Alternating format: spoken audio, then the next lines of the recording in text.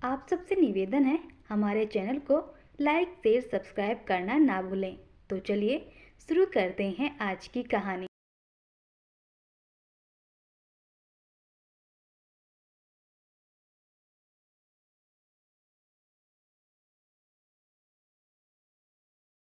निशा गुस्से में मिहिर के पास आई और उसकी आंखों में देखते हुए अपने दांत पीसकर बोली, किसकी इजाजत लेकर तुम मेरे फ्लैट के कमरे में आए हो? बताओ मुझे। बोलते हुए गुस्से में निशा मिहिर को घूर रही थी। मिहिर हल्के से मुस्कुराया और फिर अचानक से वह बेड पर से उठा और निशा को कमर से पकड़कर अपने करीब करके उसके गाल पर अपनी उंगली फेरते हुए दिलकश आवाज में बोला, दिल मेरा तुझसे मिलने को बेकरार है। मैंने तो बोल दिया, अब तू भी बोल दे, तुझे मुझसे प्यार है। निशा गुस्से से खुद को छुड़ाते हुए चिल्लाकर बोली, अपनी घटिया बात शकल और अपनी ये घटिया शायरी अपने पास रखो और अभी के अभी यहाँ से निकलो, वरना मेरे पास दूसरा भी ऑप्शन है बॉडीगार्ड्स को बोलकर तुम्हें धक्के मारकर यहाँ से निकालने का। मिहिर जो मुस्कुरा रहा था उसका चेहरा अचानक ही सीरियस हो गया था और वह निशा की आंखों में देखते हुए बोला, मैंने सुना है तुम मुंबई वापस जा रही हो, कब वापस आओगी? निशा हैरानी से मिहिर को देखते हुए गुस्से से चिल्लाकर बोली, तो अब तुमने मुझ पर अपनी निगाहें रखना भी स्टार्ट कर दिया? फिर एटीट्यूड में जा रही हूँ और हमेशा हमेशा के लिए क्या करोगे तुम? मिहिर गुस्से में निशा की आंखों में देखते हुए बेहद सीरियस आवाज में बोला, मैंने पूछा वापस कब आओगी? निशा भी गुस्से में मिहिर की आंखों में देखते हुए बोली, मैं तुम्हें क्यों बताऊं? और फिर कुछ सोचते हुए, चलो मैं तुम्हें बता ही देती हूँ, अब कभी नहीं आऊंगी। इतना बोलकर निशा ने गुस्से में अपना फोन निकाला और जैसे ही कॉल करने के लिए नंबर डायल किया तभी गुस्से में मिले उसके हाथ से फोन छीन लिया और गुस्से में अपनी दांत पीसते हुए बोला, तुमने बेहद प्यार करता हूं मैं, क्यों नहीं समझ रही हो निशा? फिर गुस्से से चिल्लाते हुए बोली, तो क्या करूं? मैं खुशियां मनाऊं? एक काम करती हूँ, ढोल नगाड़े पीट कर सबको बता देती हूँ कि सुनो सुनो, मिहिर जिंदल मुझसे प्यार करते हैं। मेरे लिए कितना प्राउड की बात है ना। मिहिर जो काफी देर से निशा की बातें सुन रहा था, निशा की आंखों में देखते हुए धीरे से बोला, तो तुम्हें मेरा प्यार मंजूर है? निशा एटीट्यूड में मुस्कुराते हुए बोली, अब क्या एग्रीमेंट में लिख कर दूं? एक काम करती हूँ, तुम्हें लिख कर दे देती हूँ, साइन भी कर दूंगी, सारी झंझट ही खत्म। मिहिर सस्पेंस बड़े तरीके से मुस्कुराया और निशा को ऊपर से नीचे देखते हुए बोला, आई एम सॉरी जान।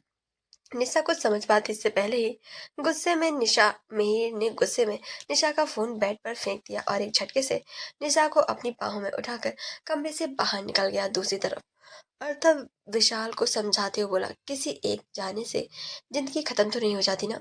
मैं जानता हूँ कि तू उससे बहुत प्यार करता था, लेकिन उसके जाने के बाद ऐसे अपनी जिंदगी खत्म कर देना सबसे बड़ी बेवकूफी है। उस इंसान को जिंदा छोड़ देना जिसकी वजह से तेरी ये हालत हुई है, सबसे बड़ी कायर की निशानी है। अब सुन, अद्भुत हमारे कैद में है और विहान भी। अब एक ऐसा खेल जिससे एक ही बार में उन लोगों को खेल खत्म करेंगे। बोलते हुए अर्तव के होठों पर सस्पेंस भरी मुस्कुराहट थी। मिहिर निशा को अपनी बाहों में उठाए हुए उसके फ्लैट के बाहर खड़ा था। निशा हैरानी से अपने सामने देख रही थी। उसके बॉडीगार्ड ने अपना बंधक बना लिया था। मिहिर निशा का चेहरा देखकर मुस्कुराते हुए बोला, मेरी जान, तुम्हें जितना गुस्सा करना है आराम से कर लेना, लेकिन अभी हमें बहुत ही ज्यादा इम्पोर्टेंट काम करना है। इतना बोलकर मिहिर निशा को अपनी गाड़ी के पास लाया। मिहिर ने निशा को बैक वाली सीट पर बिठाया और खुद भी उसे पकड़कर उसके बगल में बैठ गया। मिहिर के बैठते ही ड्राइवर ने गाड़ी को स्टार्ट कर दी थी। कुछ देर बाद मिहिर की गाड़ी एक बड़े से मंदिर के सामने रुकी। मंदिर को देखकर निशा की आंखें हैरानी से बड़ी हो गई थी। तभी मिहिर ने उसे गाड़ी से बाहर उतारा और उसका हाथ पकड़ लिया और सीढ़ियों से चढ़कर उसे मंदिर के अंदर ले जाने लगा। निशा बार बार अपना हाथ छुड़ाने की कोशिश कर रही थी, लेकिन मिहिर की पकड़ उसके हाथ पर काफी ज्यादा मजबूत थी। मिहिर ऐसा निशा को मंदिर के अंदर लेकर आया जहाँ पहले से ही शादी की सारी तैयारियां हो चुकी थी। निशा ये सब हैरानी से देख रही थी। मिहिर निशा का चेहरा देखकर मुस्कुराते बोला, इतना हैरान होने की जरूरत नहीं है, सामने एक कमरा है, वहां पर ब्राइडल लहंगा, ब्राइडल ज्वेलरी, तुम्हारी जरूरत का सारा सामान है, जल्दी से जाकर रेडी हो जाओ। निशा गुस्से से चिल्लाते हुए बोली, मेरा हाथ छोड़ो और मुझे जाने दो, ये सब तुम ठीक नहीं कर रहे हो। जिस पर मिहिर हंसते हुए बोला, गलत कर रहा हूँ या सही, बाद में देखेंगे, अभी तुम रेडी हो जाओ, और अगर तुम नहीं होना चाहती हो तो कोई बात नहीं। निशा की आंखें हैरानी से मारे बाहर निकलने को तैयार थी। तभी मिहिर बेशर्मी से मुस्कुराते बोला, मेरी जान, ऐसा क्या देख रही हो? कहीं तुम्हें ये तो नहीं लगा कि टीवी सीरियल की तरह मैं बोलूंगा कि अगर तुम्हें नहीं होना तो मैं कर देता हूँ? अरे नहीं, इतना भी बेशर्म नहीं हूं मैं। वो सामने देखो। निशा के सामने देखा तो वहां पर दो लड़कियां निशा को तैयार करने के लिए खड़ी हुई थी। मिहिर ने इशारे से उन दो लड़कियों को अपने पास बुलाया और ऑर्डर देते हुए बोला, मेरी जान को अपने साथ ले जाओ और इतना खूबसूरत तैयार करना कि पूरी कायनात मेरी जान को देखने पर उतारू हो जाए और उन्हें ये खुश नसीबी नसीब ना हो। लड़कियां निशा को अपने साथ ले जाने लगी। निशा बार बार मिहिर को मना कर रही थी, लेकिन मिहिर तो जैसे उसकी बातें सुनने को तैयार ही नहीं था। लड़कियां निशा को अपने साथ कमरे में ले गई और उसे तैयार करने लगी। कुछ घंटे बाद निशा पूरी तरह से तैयार हो गई थी। लड़कियां निशा को रेडी करके उसे अपने साथ ले जाने लगी थी। तभी निशा उन दोनों को रोकते हुए बोली, तुम दोनों बाहर जाओ, मैं अभी आती हूँ। दोनों लड़कियां कंफ्यूजन से एक दूसरे का चेहरा देखने लगी थी और यह सोचने लगी थी कि क्या इस लड़की को अकेले छोड़ना सही रहेगा। तभी उन दोनों के कानों में निशा की गुस्से से भरी आवाज पड़ी, सुनाई नहीं देता मैंने क्या कहा? बाहर जाओ। लड़कियां उसकी आवाज सुनकर घबरा कर जल्दी से बाहर निकल गई थी। लड़कियां मिहिर के पास आई और उन्होंने मिहिर को सारी बातें बता दी थी। मिहिर का चेहरा गुस्से से यह सुनकर लाल हो गया था और वह जल्दी से दौड़कर कमरे के अंदर आया तो उसकी आंखें हैरानी से बड़ी बड़ी हो गई, क्योंकि निशा कमरे में कहीं भी नहीं थी। मिहिर की आंखें इस वक्त गुस्से से आग उगल रही थी। उसका चेहरा काफी ज्यादा भयानक हो गया था। वो गुस्से में अपने बॉडीगार्ड्स को लेकर निकल गया। निशा अपने लहंगे को अपने दोनों हाथों में पकड़े अपनी पूरी ताकत लगाकर भाग रही थी। उसके चेहरे पर डर परेशानी साफ साफ झलक रहा था। कुछ ज्वेलरी तो उसके भागने से भी गिर गई थी, लेकिन निशा को इससे कोई भी फर्क नहीं पड़ रहा था। वो बस अपनी पूरी ताकत लगाकर बस भागे जा रही थी। काफी ज्यादा अंधेरा हो गया था वहां पर। कुछ स्ट्रीट लाइट की चल रही थी। तभी निशा के पीछे 5-6 गाड़ियां पड़ गईं। रेड कलर की गाड़ी जो सबसे पहले आगे चल रही थी उसने निशा का रास्ता रोक दिया। निशा अपनी जगह पर ही रुक गई थी और डर और हैरानी से उसके सामने खड़ी गाड़ी को देखने लगी। रेड गाड़ी के रुकते ही बाकी पीछे की गाड़ियां भी अपने आप ही रुक गई थी और अपने हाथों में हथियार लिए हुए बॉडीगार्ड्स बाहर निकले और निशा को घेर कर खड़े हो गए। डर के मारे निशा के हाथ पैर जैसे फूल से गए थे। तभी एक बॉडीगार्ड ने रेड कलर की गाड़ी का आगे का दरवाजा खोला और मिहिर फुल एटीट्यूड में गाड़ी से बाहर निकला। इस वक्त विशाल होटल साइन में कमरे में बेड पर लेटा हुआ था। उसकी आंखों के सामने बार बार उसके प्यार का ही चेहरा आ रहा था, इसलिए विशाल की आंखें आंसुओं से भरी हुई थी। तभी उसके कानों में रीमा की आवाज सुनाई पड़ी, विशाल। रीमा की आवाज सुनकर विशाल चौंक किया गया और जल्दी से उठकर वह इधर उधर देखने लगा और रीमा की आवाज आई, विशाल, मुझे इधर उधर कहाँ देख रहे हो? मैं तो तुम्हारे दिल में हूं ना। लेकिन ये क्या, तुम तो ऐसे कभी नहीं थी ना। तुमने अपनी एक दिन में ही क्या हालत बना ली है? बोलते हुए विशाल के सामने रीमा आ गई थी।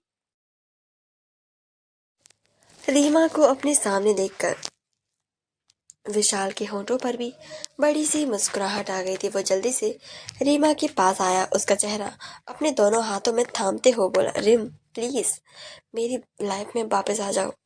रीमा उसकी आंखों में आंसू भरे बोली, विशाल, लेकिन ये कैसे हो सकता है जब मैं तुमसे बहुत दूर जा चुकी हूँ? मैं अब कभी भी वापस नहीं आ सकती, लेकिन तुम्हें मुझसे प्रॉमिस करना होगा कि तुम यहीं नहीं रुकोगे बल्कि अपनी जिंदगी में आगे बढ़ोगे। मेरे अलावा तुमसे बहुत लोग प्यार करते हैं और तुम्हें इस हालत में भी नहीं देख सकते, और मैं भी नहीं।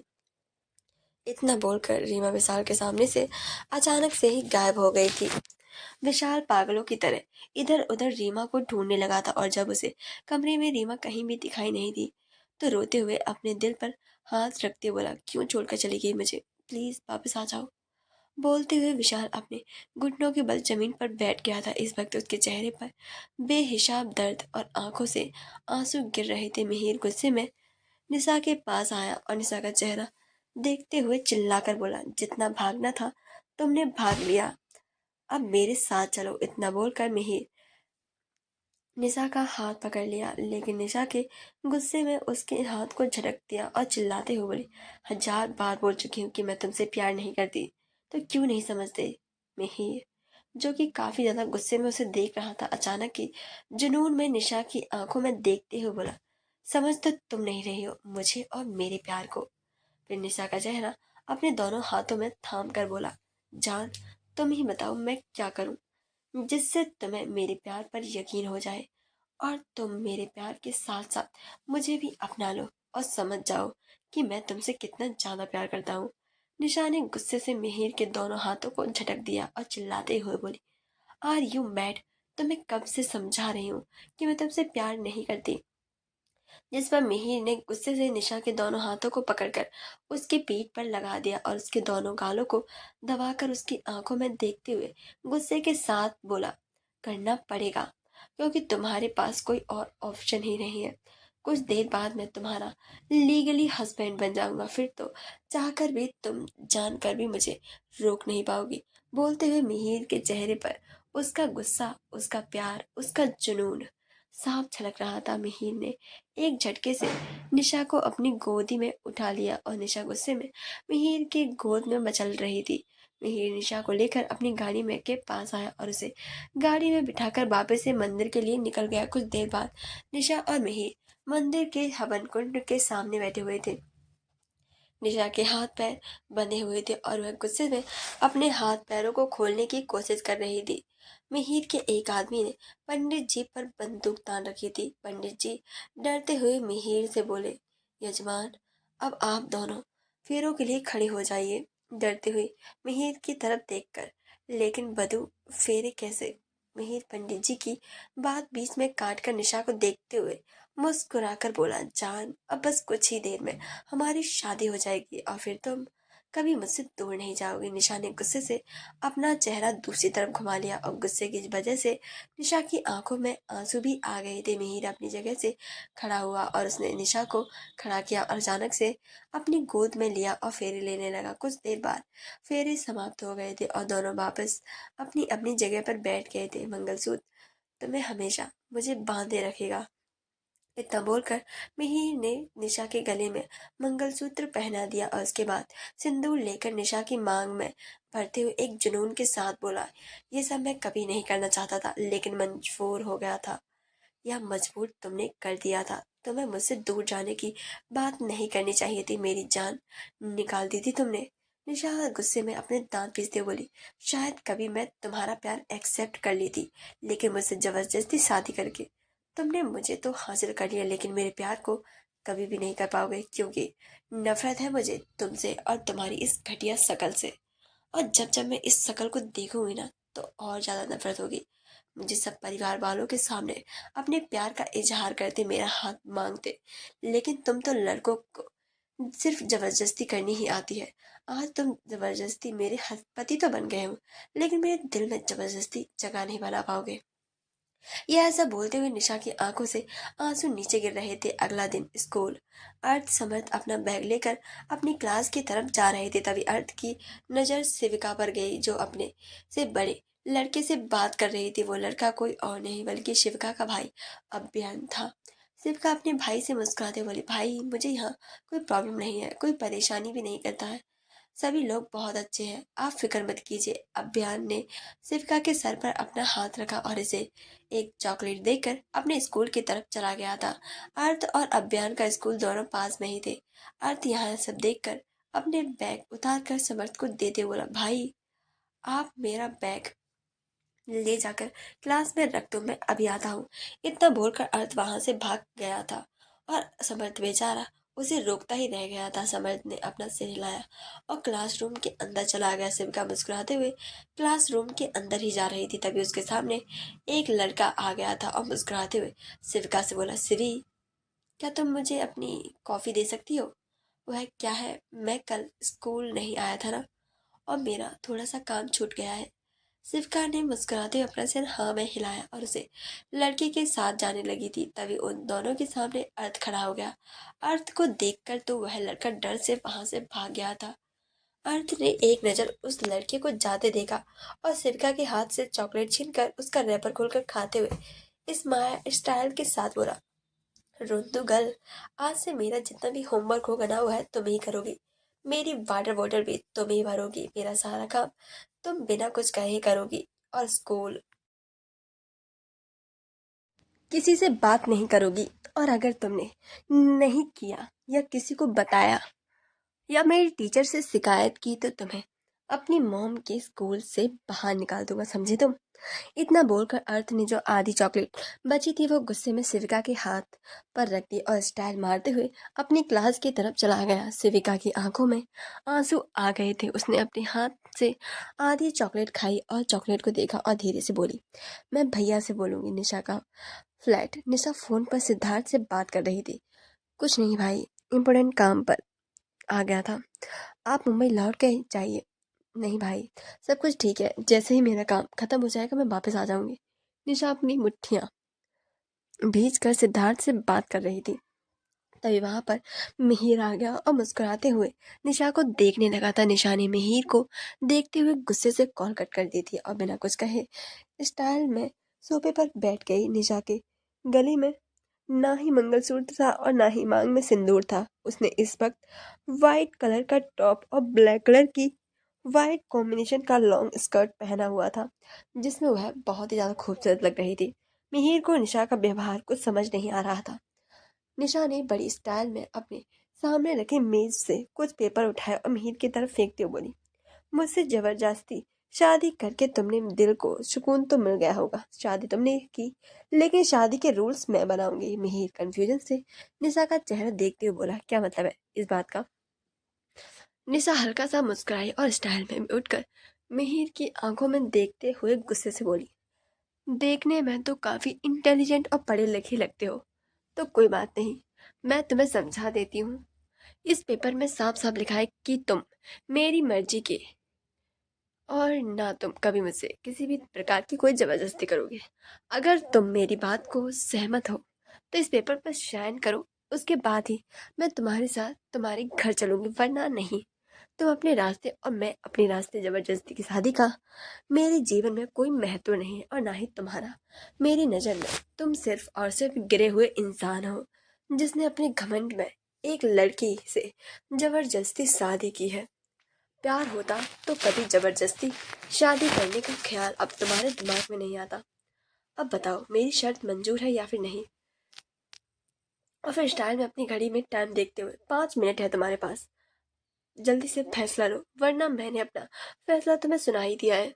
इतना बोलकर निशा आराम से सोफे पर बैठ गई थी और डबल मुस्कुरा स्माइल के साथ करते हुए मिहिर को देखने लगी थी। मिहिर ने एक नजर उन पेपर्स की तरफ देखा और फिर निशा की तरफ देखते हुए गुस्से से बोला, ये कागज मिहिर जिंदल की जिंदगी का फैसला करेगा, कभी नहीं। और तुम मेरे साथ चलना ही होगा, क्योंकि कल मैंने तुमसे शादी की थी और तुमने सिर्फ रात का टाइम मांगा था और मैं तुम्हें दिया।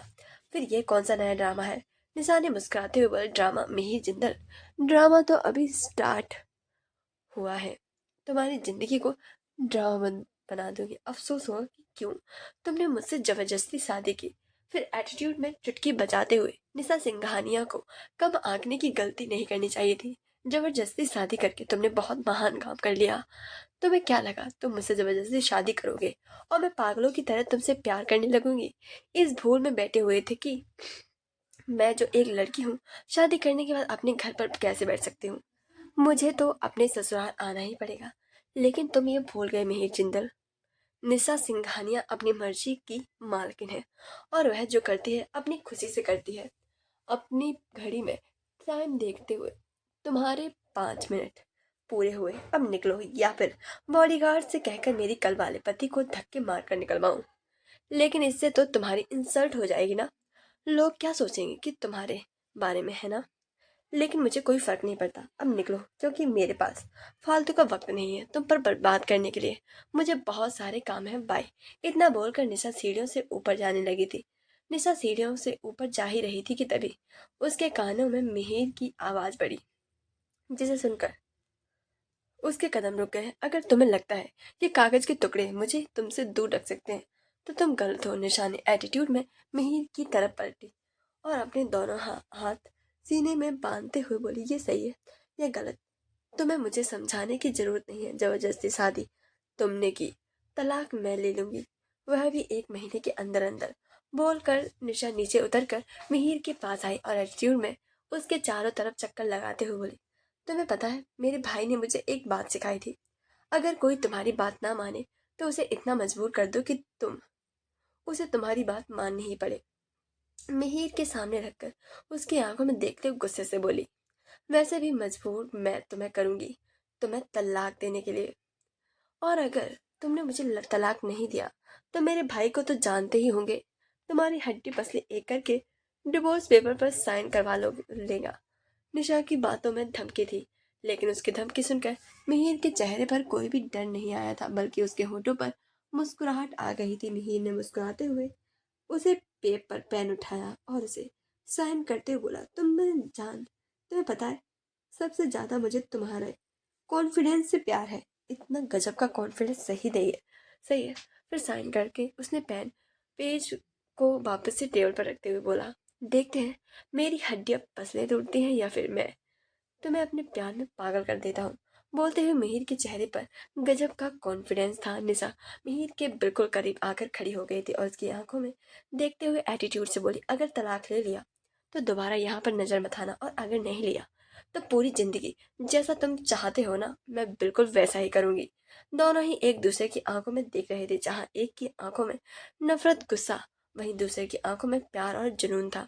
क्लासरूम शिविका अर्थ के पास बैठी हुई थी। अर्थ बार बार शिविका को परेशान कर रहा था, कभी उसकी पेंसिल नीचे कर रहा था तो कभी उसकी कॉपी को। शिविका बहुत ज्यादा परेशान हो गई थी। जब उसे कुछ समझ नहीं आया तो वह गुस्से से उठकर खड़ी हुई और टीचर से बोली, मिस अर्थ ने मेरी पेंसिल को नीचे फेंक दिया है। सभी बच्चे उन दोनों को देखने लगे थे। टीचर गुस्से से अर्थ को देखते हुए बोली, ना तुम पढ़ते हो और ना ही तुम बाकी बच्चों को पढ़ने देते हो, तुम्हारी मॉम का स्कूल है तो क्या तुम कुछ भी करोगे। अर्थ ने गुस्से से अपने दोनों हाथों की मुट्ठियां बना ली थी।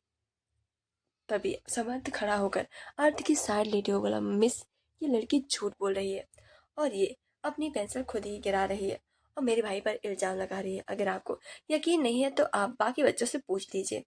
समर्थ की बात सुनकर बाकी बच्चे तो जैसे डर गए थे, और टीचर ने बाकी बच्चों से तो पूछा तो बाकी बच्चे तो वही बोले जो समर्थ ने कहा था। टीचर ने शिविका को क्लासरूम से बाहर निकाल दिया था और उसे पनिशमेंट के तौर पर अपने हाथों को ऊपर खड़ा करने के लिए बोल दिया था। शिविका अपनी आंखों में आंसू भरकर सबकी तरफ देखते हुए क्लासरूम से बाहर चली गई।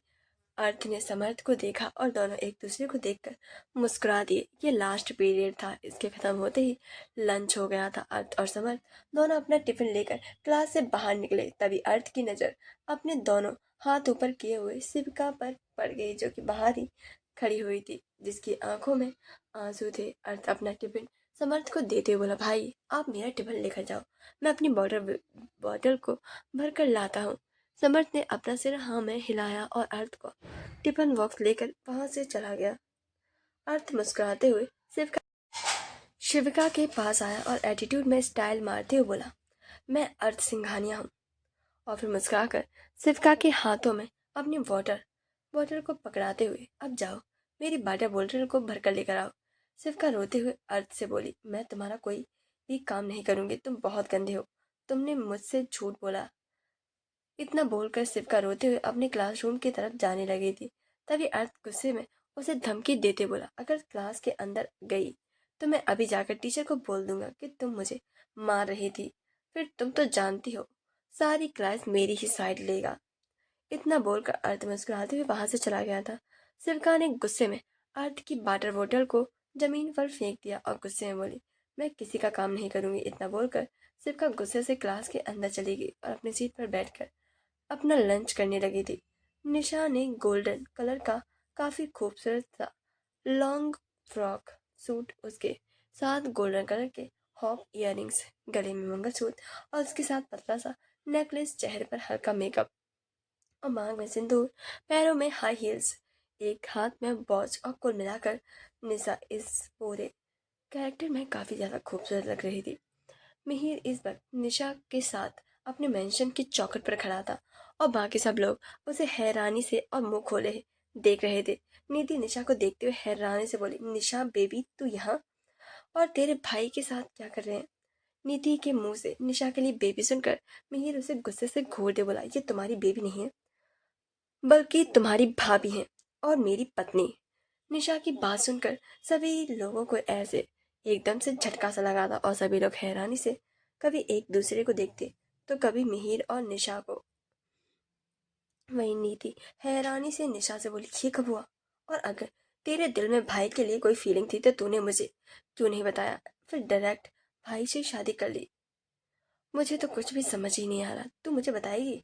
निशा गुस्से में नीति की तरफ देखते हुए बोली, इस सवाल का जवाब तो तुझे तेरे भाई से मांगना चाहिए।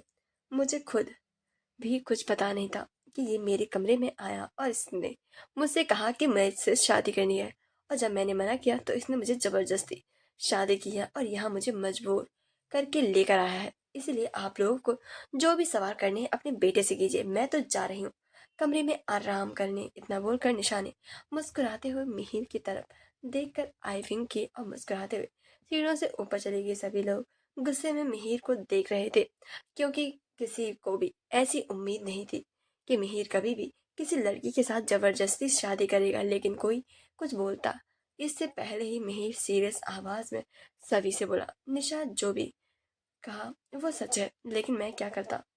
मुझे उससे प्यार हो गया था। मुझे समझ नहीं आया कि मैं क्या करूं।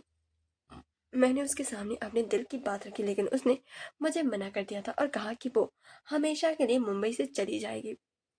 उस वक्त मुझे कुछ भी समझ नहीं आ रहा था, इसीलिए उसी वक्त मुझे जो सही लगा मैंने कर लिया, और मेरा मकसद बस निशा को अपने पास अपने करीब रखना था, इसके अलावा और कुछ भी नहीं।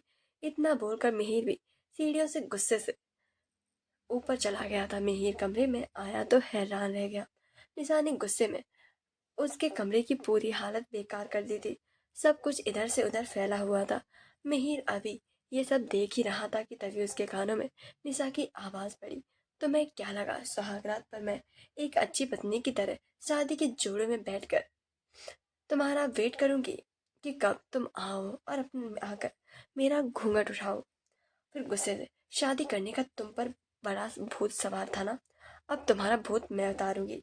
बहुत प्यार करते हो ना मुझसे? वे बेड के पास जाकर पिलो उठाकर मिहिर को देते हुए बोली, मैं उन लड़कियों की तरह नहीं हूँ जो सोफे पर सो जाए। ये पकड़ो तकिया और जाकर सोफे पर सो जाओ, और हाँ, अगर ठंड लगे तो कुछ भी और ले लेना, लेकिन एसी बंद नहीं होना चाहिए क्योंकि मुझे बिना एसी के नींद नहीं आती। इतना बोलकर निशा गुस्से में बेड पर जाकर लेट गई थी और मिहिर से बोली, एक भी लाइट ऑफ नहीं होनी चाहिए, अंधेरे में मुझे नींद नहीं आती, अगर प्रॉब्लम है तो बाहर चले जाना। इतना बोलकर निशा ने ब्लैंकेट को अपने सर के ऊपर डाल लिया था। मिहिर ने एक नजर निशा को देखा और फिर तकिया सोफे पर रखकर लेट गया था। कहाँ मिहिर और कहाँ सोफा? मिहिर को लेटते ही नहीं बन रहा था, उसे काफी ज्यादा सोफे पर सोने में प्रॉब्लम हो रही थी। मिहिर गुस्से से उठकर बैठा और एक नजर निशा को देखा जो सुकून से सो रही थी। मिहिर के होठों पर एक बड़ी सी मुस्कुराहट आ गई थी और वो चुपचाप वापस से सोफे पर लेट गया था और फिर निशा को देखने लगा। अर्थव बालकनी की रेलिंग के पास खड़ा चांद को एकटक देखते हुए कुछ सोच रहा था, तभी किसी ने उसके कंधे पर हाथ रखा और पूछा, तू अभी तक सोया नहीं? क्या हुआ, क्या सोच रहा है? अर्थव गुस्से में रेलिंग पर अपनी पकड़ मजबूत करते हुए बोला, चंद दुश्मनों की वजह से अर्थव सिंघानिया को विहान ठाकरे बनकर रहना पड़ा। उसकी घटिया जिंदगी जीनी पड़ी जो मुझे कभी भी मंजूर नहीं था। नील अर्थव को समझाते हुए बोला, मैं जानता हूँ कि तुझे गुस्सा आ रहा है, लेकिन ये सच है कि तूने क्यों किया। अपनी वाइफ के लिए जिससे तू सबसे ज्यादा प्यार करता है, अपने बच्चों के लिए, क्योंकि ये बात तो तू भी बहुत अच्छे से जानता है। अगर तू ये ड्रामा नहीं करता तो तेरे बच्चे आज जिस मुकाम पर हैं और तू है वहां पर, तेरे बहुत सारे दुश्मन हैं जो अर्थव सिंघानिया को खत्म करने के लिए किसी भी हद तक गुजर सकते हैं। मेरे भाई, तूने जो भी किया अपनी फैमिली के लिए किया। अब सो जा चुपचाप से और ये सोच अपने दो लिटिल जैम को क्या गिफ्ट देगा। और अपने बच्चों का जिक्र सुनकर अर्थव के होठों पर एक बड़ी सी मुस्कुराहट आ गई थी और वो मुस्कुराते हुए बोला, मुझे पता है उन दोनों को क्या चाहिए। अगला दिन मिहिर का कमरा, मिहिर ने जैसे ही करवट ली बेचारा धड़ाम से नीचे गिर गया और उसकी चीख निकल गई। तभी उसके कानों में हंसने की आवाज पड़ी। हाँ हाँ हाँ हाँ। मिहिर ने गुस्से में अपना सर उठाकर सामने देखा तो निशा रेड कलर के फ्रॉक सूट में अपने बालों पर टॉवल लपेटे बाथरूम के गेट के पास खड़ी हंस रही थी। निशा मिहिर के पास आई और अपने दोनों हाथ सीने पे बांधकर मिहिर का ताना मारते हुए बोली, तुम तो बहुत नीचे गिर गए, चोट लगी क्या? कोई बात नहीं, तुम्हारी पत्नी है ना, तुम्हारी चोट पर मरहम लगाने के लिए इतना परेशान करूंगी ना कि खुद ही मुझे तलाक दे दोगे। मिस्टर मिहिर गुस्से में निशा का चेहरा देखते हुए बोला, तलाक की बात तो तुम अपने दिमाग से ही बाहर निकाल दो। मेरा नाम मिहिर जिंदल है। आज तक जो चाहा है उसे खरीद कर दम लिया है। और तुम तो मेरी पत्नी हो। तुम्हें तो जो करना है आराम से करो, और अगर मदद की जरूरत पड़े तो अपने पति को बोल देना। इतना बोलकर मिहिर गुस्से में खड़ा हुआ और वॉशरूम की तरफ चला गया। निशा गुस्से में अपने पैर पटकते हुए बोली, और मैं भी निशा सिंघानिया हूँ। तलाक तो लेकर ही रहूंगी, यह भी 1 ही महीने के अंदर। बोलते हुए निशा का चेहरा गुस्से से लाल हो गया था। तभी उसके दरवाजे पर नॉक हुई और सुधा जी अपने हाथ में बड़ी सी थाली लेकर अंदर आई। उनके साथ उनकी देवरानी स्वर्णा जी। निशा हैरानी से उन दोनों को देख रही थी। सुधा निशा के पास आई और थाली को बेड पर रखकर निशा से बोली, ये साड़ी और कुछ गहने हैं, इन्हें पहन लो कर जल्दी से तैयार होकर नीचे आ जाओ अपनी फिर मुंह दिखाई करने के लिए। निशा हैरानी के साथ सुधा जी का चेहरा देखते हुए, मुझे मुंह दिखाई? लेकिन तभी श्वर्णा जी जबरदस्ती मुस्कुराते हुए निशा से बोली, दीदी के कहने का मतलब ये है कि तुम दोनों की शादी चाहे किसी भी हालात में हुई हो, लेकिन अब जब शादी हुई है तो इसे निभाना तो पड़ेगा ही। दीदी ने मुंह दिखाई का नहीं होता दे दिया है, और कुछ देर में कुछ औरतें तुम्हें देखने के लिए आएंगे, इसीलिए जल्दी से ये सब पहनकर तैयार हो जा। सुधा निशा के गाल पर अपना हाथ रखते हुए बोली, मेरा बेटा, मैं जानती हूँ कि मिहिर ने अच्छा नहीं किया, उसे तुमसे जबरदस्ती शादी नहीं करनी चाहिए थी, लेकिन बेटा वह तुमसे बहुत प्यार करता है, और एक दिन तुम्हें तो इस बात का एहसास जरूर होगा। इतना बोलकर सुधा अपनी देवरानी जी के साथ कमरे से बाहर निकल गई थी। निशा का मन कर रहा था कि वह इन सबको उठाकर जमीन पर फेंक दे, लेकिन वो ऐसा नहीं कर सकती थी। इसीलिए वह मन मार कर तैयार होने का फैसला लिया। निशा साड़ी में उलझी हुई थी। उसने कभी साड़ी पहनी नहीं थी और ना ही उसे पता था कि साड़ी कैसे पहनी जाती है।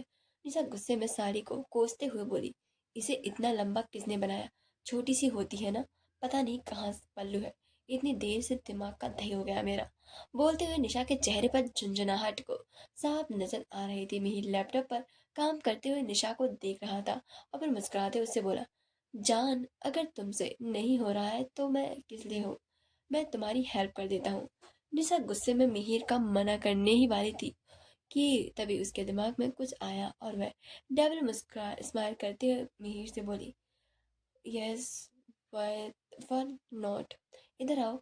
निशा के बुलाने में मिहिर अपना लैपटॉप बंद करके निशा के पास आया। निशा मुस्कुराते मिहिर से बोली, अब पति अपनी पत्नी की हेल्प नहीं करेगा तो कौन करेगा? एक काम करो, साड़ी पकड़ो और पहन कर दिखाओ, और एक बार पहनने के बाद मैं सीख जाऊंगी। इतना बोलकर निशा एटीट्यूड में साड़ी छोड़कर सोफे पर बैठ गई थी और मुस्कुराते हुए मिहिर को देखने लगी थी। मिहिर निशा की बातें सुनकर मिहिर का मुंह खुला का खुला रह गया था, लेकिन अगले ही पल उसके होठों को पर भी एक बड़ी सी स्माइल आ गई थी। मिहिर निशा के पास आया और उसका हाथ पकड़कर उसे झटके से अपने करीब कर लिया और उसकी आंखों में देखते हुए मुस्कुराते हुए बोला, मैं तो अपनी पत्नी को साड़ी पहनाऊंगा। निशा गुस्से से मिहिर को धक्का देकर वहां से जाने लगी। तभी मिहिर ने वापस से उसका हाथ पकड़ लिया और उसे धक्का देते हुए बोला, जान, मेरे पेशेंस का लेवल चेक मत करो।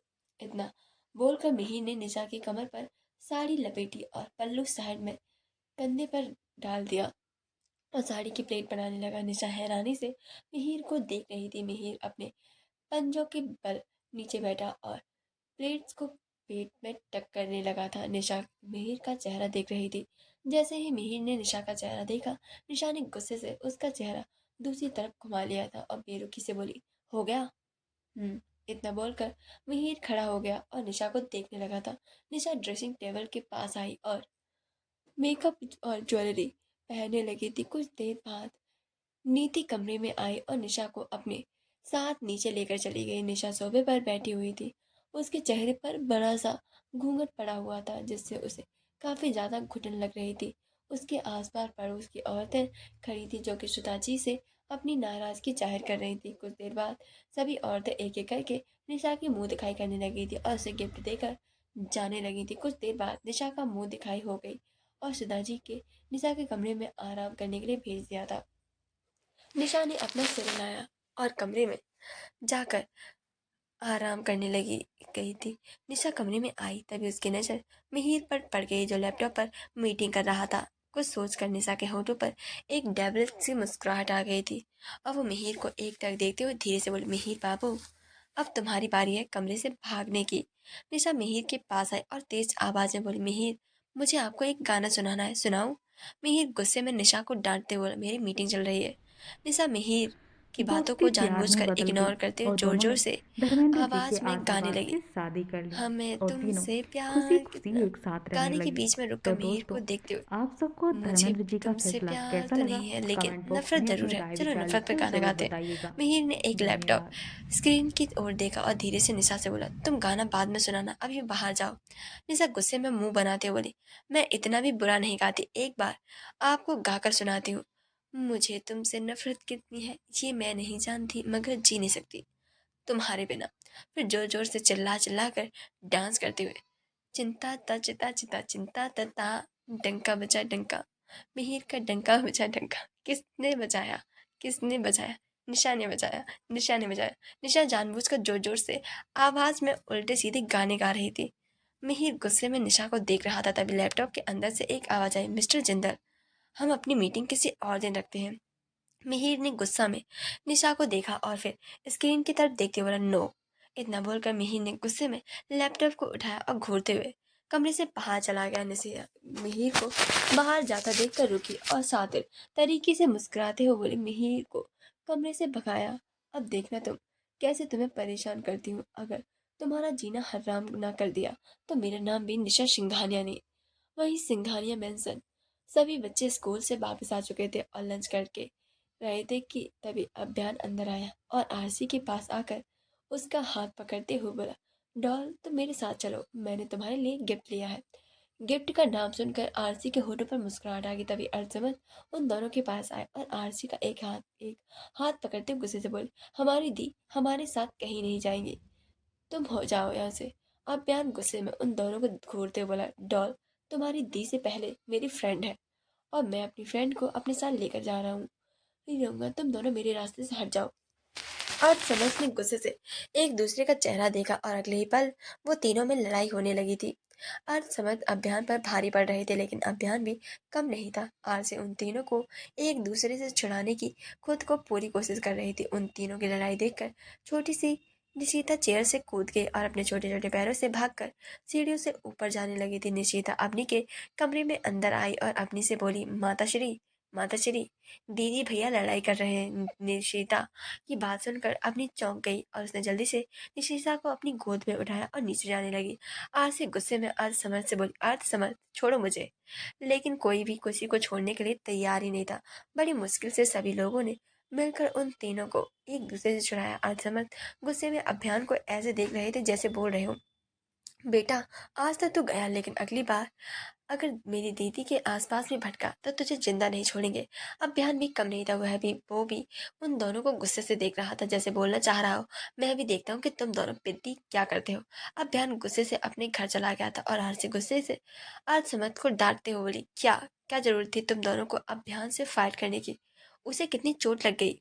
इतना बोलकर आरसी गुस्से में वहां से जाने लगी थी तभी अर्धसमर ने उसके दोनों हाथ पकड़ लिए और अर्धसमर दोनों भाई अपने हाथों से अब उसने कान को पकड़ते हुए आशीष बोल, आई एम सॉरी दी, लेकिन आप जब उसे लड़के से बात करती हो तो मुझे बिल्कुल भी अच्छा नहीं लगता, इसीलिए आप उस लड़के से दूर रहा करिए।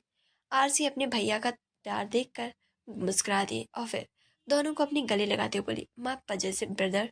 सिंघानिया मेंशन रात का वक्त, सिद्धार्थ का कमरा। नितिता सिद्धार्थ के पेट पर बैठी हुई थी और अपने पापा से बात कर रही थी, पिताश्री मुझे पिंक कलर का पूरा रूम चाहिए, उसमें सब कुछ पिंक होना चाहिए, बिल्कुल आरसी दीदी के रूम की तरह। फिर धमकी देती हुई, अगर आपको आपने मुझे वैसा रूम नहीं दिया तो मैं माताश्री से शायद चली जाऊंगी। इतना बोलकर नितिशा ने अपने होठों का पार्ट बना लिया था, जिसमें वह बहुत ही ज्यादा क्यूट लग रही थी। सिद्धार्थ मुस्कुराकर नितिशा के गाल पर किस करते हुए बोला, बस इतनी सी बात, मैं अभी अपनी बड़ी मम्मा से बात करूंगा। उसी वक्त कमरे में अपनी आई और मुस्कुराकर उन दोनों की तरफ देखते हुए बोली, क्या बातें चल रही हैं बाप बेटी में?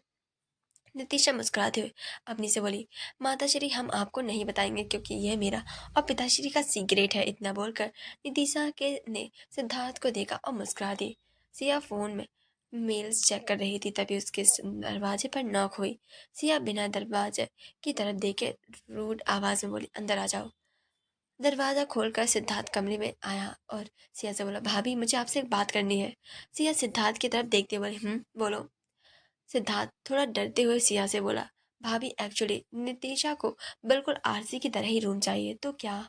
सिद्धार्थ की बात पूरी भी हो पाती, सिया उसकी बात का जवाब दे पाती। आरसी जो सिया के पास कुछ काम के लिए आई थी, उसने उन दोनों की बात सुन ली थी और कमरे में आकर गुस्से से चिल्लाते हुए बोली, कभी नहीं, मैं अपना पिन कली रूम किसी को भी नहीं दूंगी। वो मेरे डैडू ने मुझे मेरे बर्थडे पर गिफ्ट किया था, मेरे डैडू ने, और मैं चाहे उसे कमरे में रहूं या ना रहूं, लेकिन मैं वह रूम किसी को भी नहीं दूंगी। इतना बोलकर आरसी रोते हुए कमरे से बाहर चली गई थी। आरसी रोते हुए अपने पुराने रूम में आई, जो बिल्कुल पिंक कलर का था। वहां पर रखी हर चीज, यहाँ तक कि बेड, सब कुछ पिंक कलर का था। आरसी रोते हुए जमीन पर बैठ के और पूरे कमरे को देखते हुए नम आंखों से बोली, डैडू ये रूम आपने मुझे दिया था, मम्मा कैसे किसी और को ये रूम दे सकती हैं? डैडू आप क्यों अपनी बेबी को छोड़कर चले गए? I miss you so much. तभी आरसी को अपने सर पर किसी का हाथ महसूस हुआ। आरसी ने बगल में देखा जहां पर सिया बैठी थी। सिया आरसी के आंसू साफ करते हुए उसे अपने सीने से लगाते हुए बोली, बेबी आपसे किसने कहा कि मैं आपका रूम निशु को दे दूंगी? सिद्धार्थ चाचू ये बोल रहे थे कि वो आपकी जो छोटी बहन है ना, उसे भी बिल्कुल आपकी तरह ही रूम चाहिए, जो हम नया बनवा देंगे। सिया की बात सुनकर आरसी उससे अलग हुई और कंफर्म करते हुए बोली, सच्ची मम्मा आप मेरा रूम किसी को भी नहीं दोगी ना? सिया ने मुस्कुराकर धीरे से अपना सिर हाँ में हिला दिया और आरसी की आंखों में बह रहे आंसुओं को साफ करते हुए बोली, मेरा बच्चा कितना ज्यादा रो गया। आरसी मुस्कुराकर सिया के सीने से लग गई थी और सिया ने भी उसे अपने सीने से में भर लिया था और मुस्कुराते हुए मन में बोली, अर्थव सब आपको कितना मिस कर रहे हैं, बस कल आप जल्दी से आ जाइए। अगर आप कल नहीं आए तो आज समझ दोनों बहुत गुस्सा हो जाएंगे और शायद केक भी ना काटें। और कल आपको अपने बच्चों की बर्थडे पर आना ही होगा। रात के 11:50 सिंघानिया में अजमत का कमरा, जेड अर्थ समर्थ दोनों बच्चे आखिर गहरी नींद में सो रहे थे। तभी कोई साया उन दोनों के कमरे में आया और बेड के पास आकर खड़ा हो गया। साया कोई और नहीं बल्कि अर्थव था, जो यहाँ अपने बच्चों को देखने आया था। अर्थव ने धीरे से समर्थ के माथे पर किस किया और बोला, हैप्पी बर्थडे समर्थ। उसके बाद अर्थव अर्थ के पास आया और उससे जैसे ही अर्थ के माथे पर किस किया, तभी अचानक से अर्थ ने अपनी आंखें खोल दी और मुस्कुराते बोला, फादर बॉस। इतना बोलकर अर्थ उठा और अर्थव के गले से लिपट गया था। कुछ सेकंड बाद उससे अलग हुआ। अर्थव अर्थ को डांटते बोला, दिव्यम इतनी रात तक क्यों जाग रहे थे तुम? अर्थ ने नीचे झुका, मॉम जल्दी सुला देती है, लेकिन आज मैं जाग रहा था क्योंकि मुझे पता था आप मुझसे और समझ से मिलने आओगे। इतना बोलकर अर्थ ने अर्थव का हाथ पकड़कर उसे बेड पर बैठा दिया और उसकी गोदी में बैठते बोला, फादर बॉस मेरा गिफ्ट कहाँ है? अर्थ ने अपनी पैंट की पॉकेट से डालकर 2 डिब्बे निकाले और अर्थ को देते हुए बोला, इसमें गोल्ड चेन है और आप दोनों के लिए है। ये आज का गिफ्ट है, कल का गिफ्ट तुम दोनों को कल ही मिलेगा। मुझे अच्छे से पता है तुम दोनों को क्या चाहिए। अर्थ की आंखों में चमक आ गई और वह अर्थव के गाल पर किस करते बोला, थैंक यू फादर बॉस। अर्थव मुस्कुराया और अर्थ के माथे पर किस करके उसके कमरे में चला गया था। अर्थ ने दोनों बॉक्स को अपने तकिए के नीचे रख दिया और वापस से बेड पर लेट गया। कुछ देर बाद सभी लोग चुपचाप दरवाजा खोलकर कमरे के अंदर आए और दोनों भाई बेड पर लेटे हुए थे। सिया के हाथ में कार वाला केक था और बाकी लोगों के हाथों में गिफ्ट। नितिशा जो सिद्धार्थ की गोदी में थी, बस मासूम से बोली, पिताश्री हम लोग भाइयों के कमरे में क्यों आए हैं? सिद्धार्थ ने धीरे से मुस्कुराते हुए बोला, क्योंकि प्रिंसेस आज आपके भाइयों का बर्थडे है, तो हम सभी लोग उन्हें बर्थडे विश करने आए। नितिशा ने हंसते हुए अपना सर हिला दिया। सिया बैठ के एक कोने में बैठ गई और अर्थ के बालों में अपना हाथ फेरते हुए बोली, माय बेबी। तभी अर्थ ने अचानक से अपनी दोनों आंखें खोल दी और मुस्कुराकर सिया से बोला, मॉम। इतना बोलकर अर्थ उठकर बैठ गया था और अर्थ ने समर्थ को उठाया। दोनों भाइयों ने पहले बड़ों का आशीर्वाद लिया और उसके बाद दोनों ने मिलकर केक को कट किया और सभी लोगों को खिलाया। सभी लोगों ने भी अर्थ और समर्थ को केक खिलाया और गिफ्ट दिया। कुछ देर बाद सभी लोग अपने अपने कमरे में सोने चले गए थे।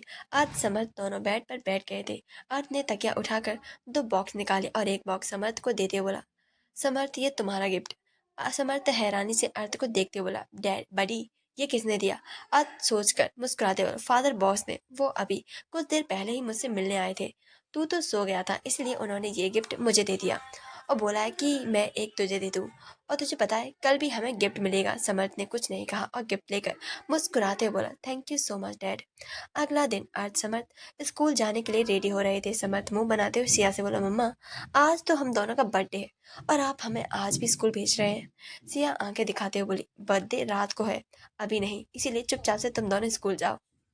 कुछ देर बाद सभी बच्चे ब्रेकफास्ट करके अपने अपने स्कूल के लिए निकल गए थे। सिया का कमरा। सिया कमरे में आई और अलमारी खोलकर उसमें कुछ ढूंढने मिल गई। ढूंढते हुए बोली, मिल क्यों नहीं रही है, यही तो रखा था। बोलते उसे काफी ज्यादा परेशान लग रही थी। सिया उस चीज को इधर उधर देखने लगी थी, तभी उसके हाथ में कुछ लगा। सिया ने उस चीज को निकाल कर देखा तो वह उसका पुराना फोन था। सिया को अब याद आई कि 5 साल पहले उस एक्सीडेंट के बाद उसने खुद ही फोन को अलमारी में रख दिया था। सिया ने फोन को स्विच ऑफ खोला और फोन को चलाने लगी। सिया ने व्हाट्सएप खोला, उसकी नजर एक अनजान नंबर पर गई जिसके द्वारा उसे एक वीडियो सेंड की गई थी। सिया हैरानी से खुद से बोली, ये कौन है? इतना बोलकर सिया वैसे ही वीडियो प्ले करने वाली हुई कि तभी उसके कानों में नॉक करने की आवाज पड़ी। सिया फोन को वापस से अलमारी में रखते हुए बोली, कौन? कमरे के बाहर से सिद्धार्थ की आवाज आई, भाभी डेकोरेशन वाला आ गया है। सिया ने कवर्ड बंद कर दिया और सिद्धार्थ के पास हॉल में आ गई। सिया आज पूरा टाइम सिंघानिया मेंशन में ही रहने वाली थी और सारा काम खुद ही आंखों के सामने करवाने वाली थी। दिल्ली जिंदल मेंशन में हीर का कमरा। निशा फोन पर सिद्धार्थ से बात कर रही थी। नहीं भाई मैं नहीं आ सकती, बहुत इंपॉर्टेंट काम आ गया है, वरना मैं जरूर आती, बाय। इतना बोलकर निशा ने कॉल कट कर दिया। तभी उसके कानों में जानी पहचानी आवाज पड़ी। अपने भाई से झूठ क्यों बोल रही थी? निशा गुस्से में पलटी तो मिहिर खड़ा था और फिर उसे ताना मारते बोली, तो और क्या करती? अगर भाई को तुम्हारे बारे में पता चलता ना तो तुम्हारी खटिया खड़ी हो जाती अभी और इसी वक्त तुम्हें वो जिंदा गाड़ देते, समझे तुम?